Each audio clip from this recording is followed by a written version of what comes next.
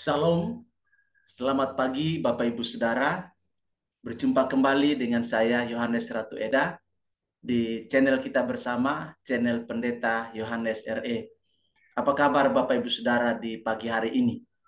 Harapan dan doa saya kiranya Bapak Ibu Saudara selalu sehat, tetap semangat, dan senantiasa mengucap syukur kepada Tuhan yang Maha Kuasa apapun yang terjadi dalam kehidupan kita, karena kita percaya bahwa Allah turut bekerja dalam segala sesuatu untuk mendatangkan kebaikan, mendatangkan manfaat, mendatangkan mujizat, mendatangkan berkat dalam kehidupan kita. Amin.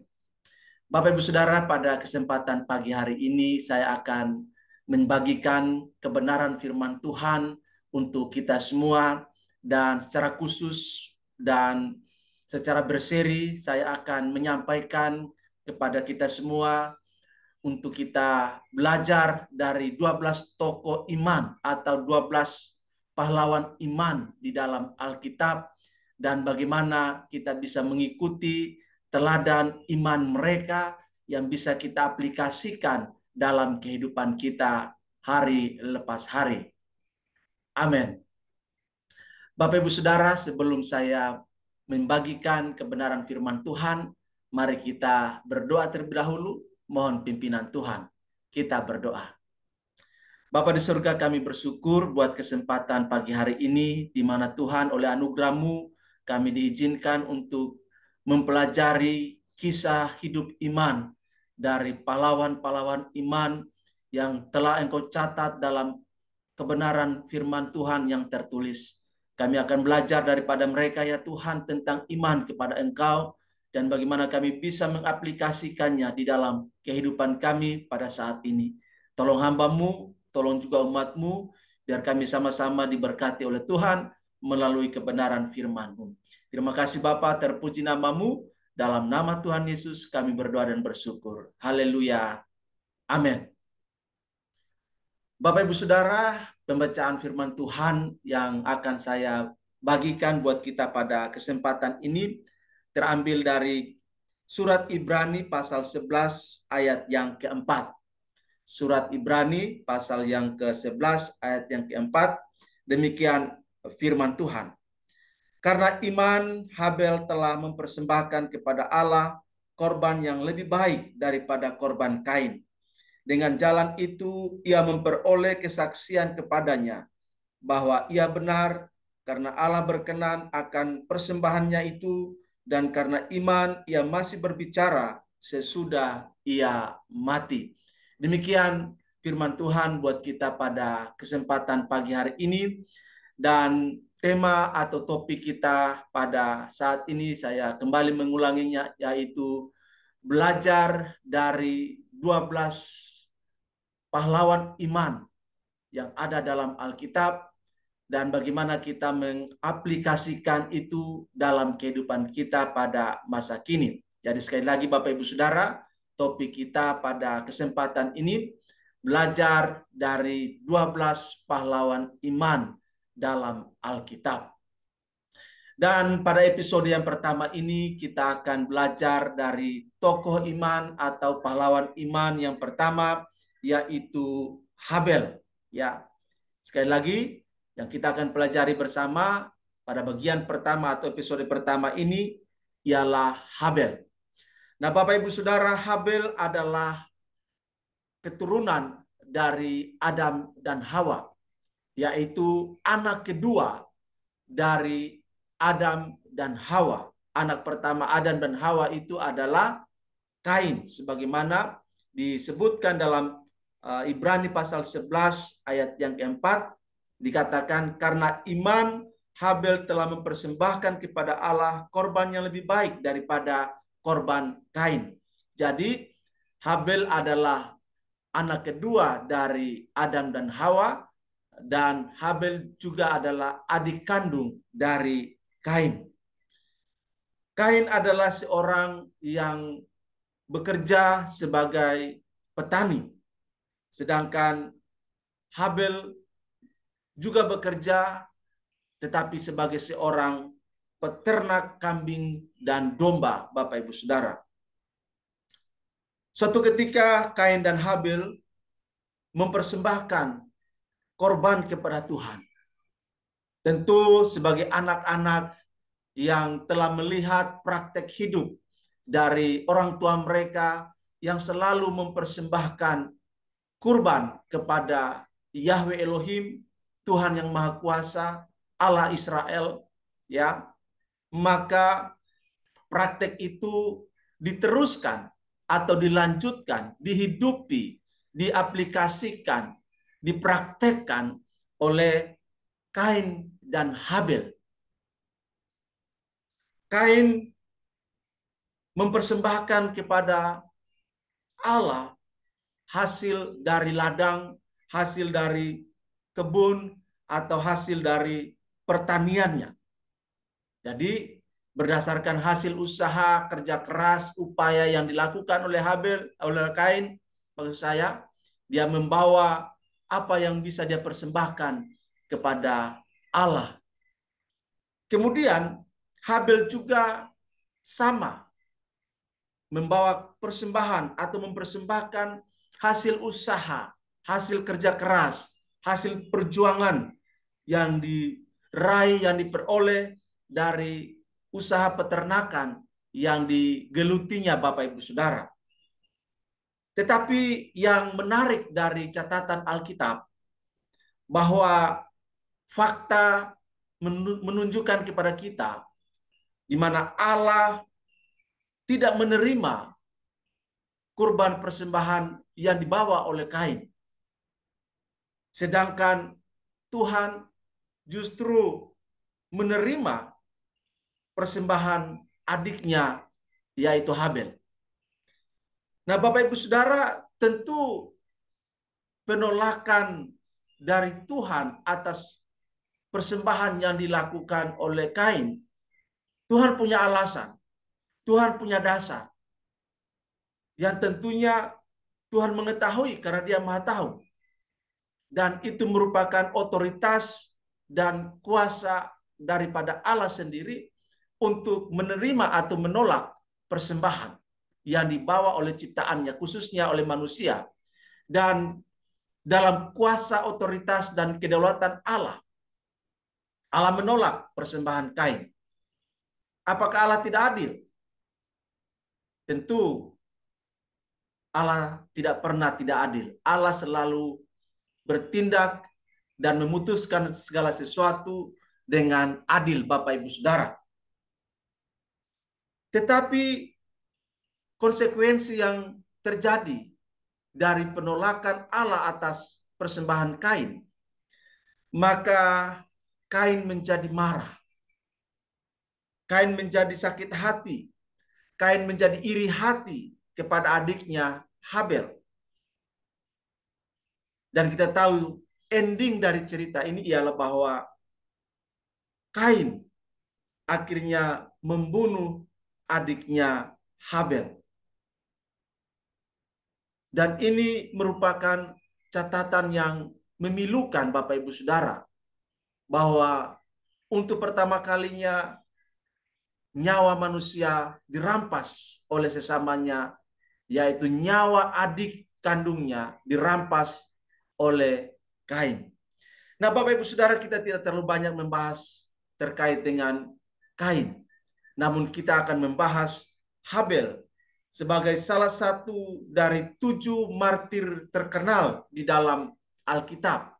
Dan juga menjadi salah satu pahlawan iman yang juga diabadikan dan dicatat oleh penulis Alkitab, khususnya penulis surat Ibrani, Bapak Ibu Saudara.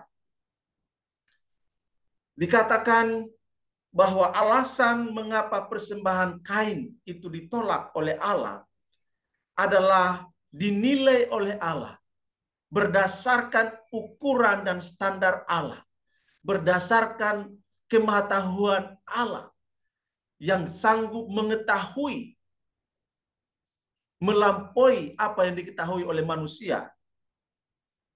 Allah menolak oleh karena Allah menemukan motivasi dalam mempersembahkan yang dilakukan oleh Kain kepada Tuhan dinilai oleh Tuhan sebagai satu perbuatan yang jahat. Itu sebabnya Allah menolak.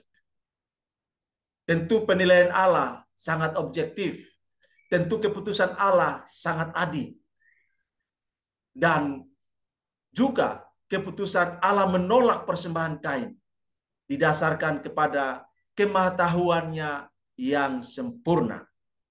Jadi bukan karena bahan persembahannya yang berbeda, bukan karena bentuk persembahan yang berbeda, bukan karena kualitas, bukan karena nilai dari persembahan itu yang berbeda dengan apa yang dipersembahkan oleh Kain.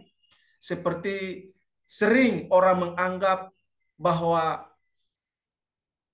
ada perbedaan dari bentuk persembahan yang diberikan. Tapi sebenarnya Allah bukan berfokus kepada bentuk persembahan ya yang dibawa oleh Kain dan Habil. Bukan di situ. Bukan karena Kain membawa hasil pertanian, lalu Habil membawa hasil peternakan, dan itu yang dilihat oleh Tuhan, sehingga yang lebih bernilai itu peternakan, dan kurang bernilai itu hasil pertanian. Bukan itu Bapak Ibu Saudara.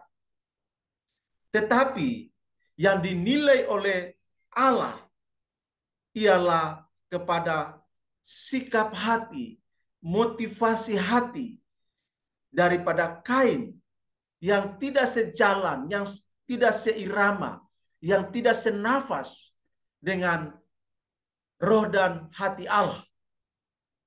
Itu sebabnya dalam 1 Yohanes, ya 1 Yohanes pasal 3 ayat yang ke-12, Bapak Ibu Saudara, saya akan membacakannya untuk kita semua. 1 Yohanes pasal 3 ayat yang ke-12.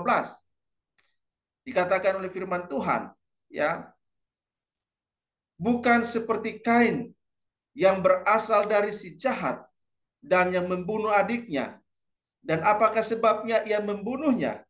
Sebab segala perbuatannya jahat dan perbuatan adiknya benar. Jadi Bapak Ibu Saudara, alasan Allah menolak persembahan Kain oleh karena Allah mengetahui bahwa apa yang dilakukan oleh Kain itu dianggap oleh Tuhan sebagai sebuah kejahatan.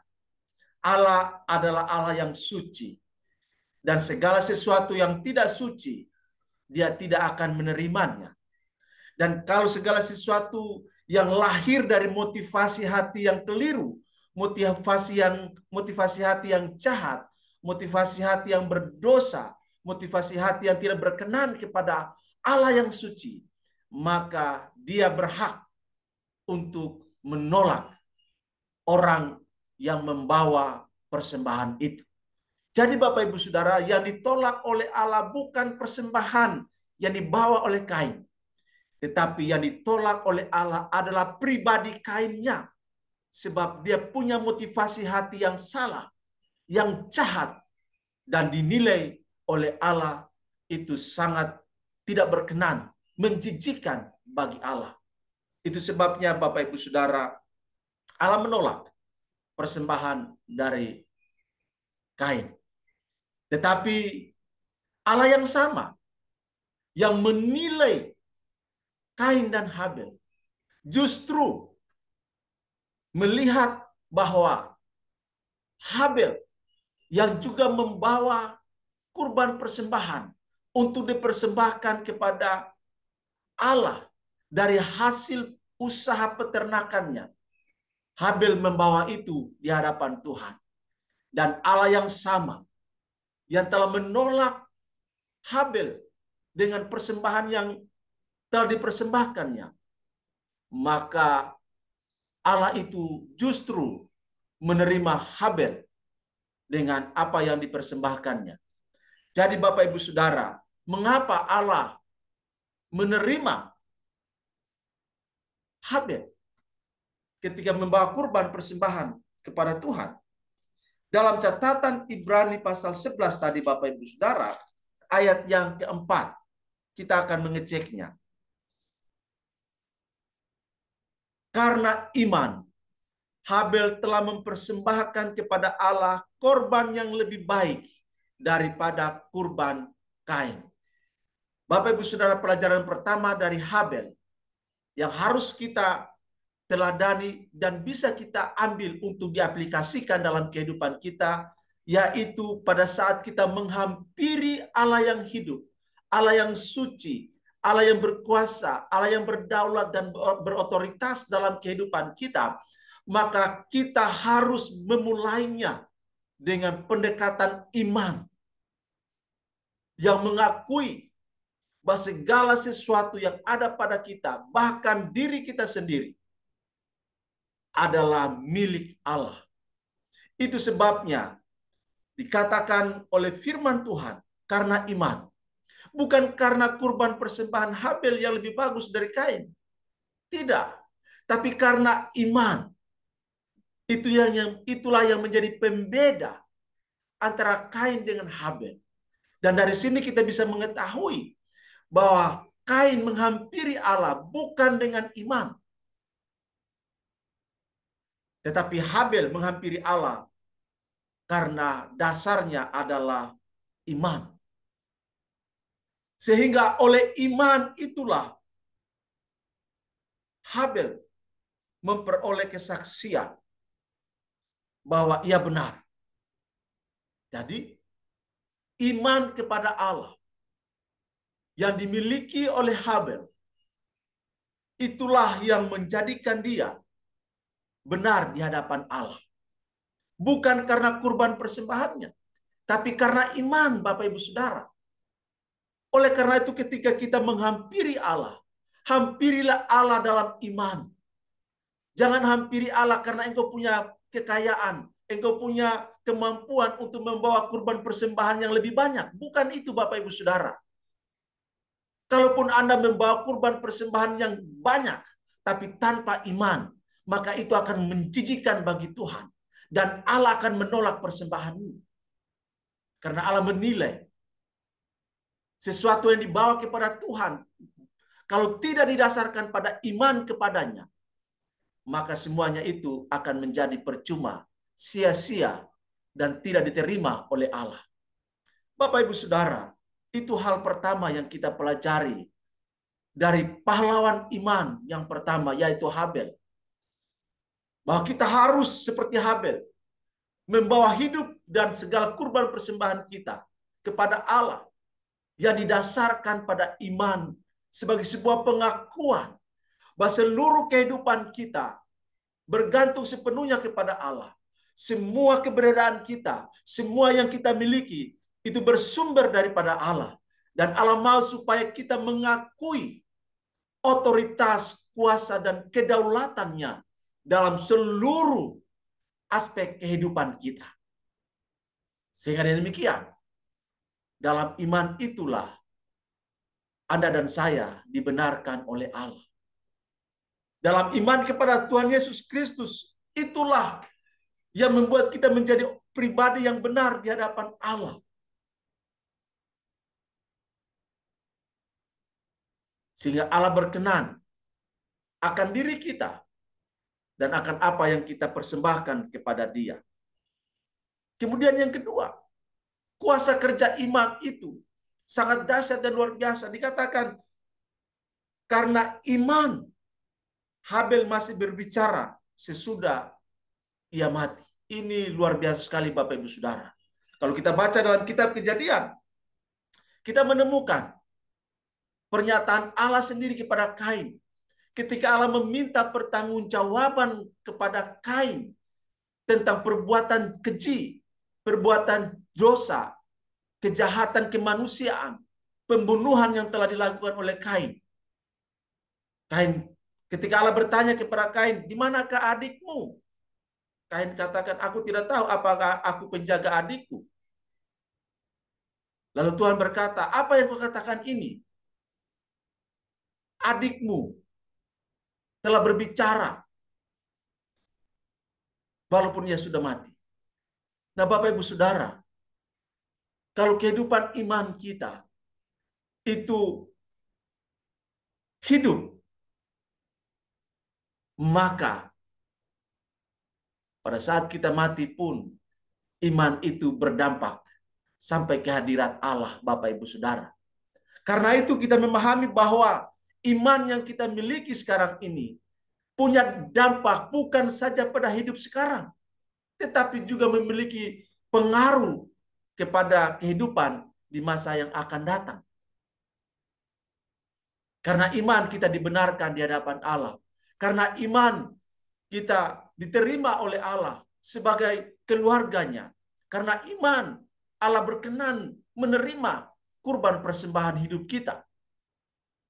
Sebab itu Bapak Ibu Saudara, mari kita belajar ketika kita menghampiri Tuhan, beribadah kepada Dia, dan membawa kurban persembahan yang kita lakukan ke altarnya, bukan karena rutinitas.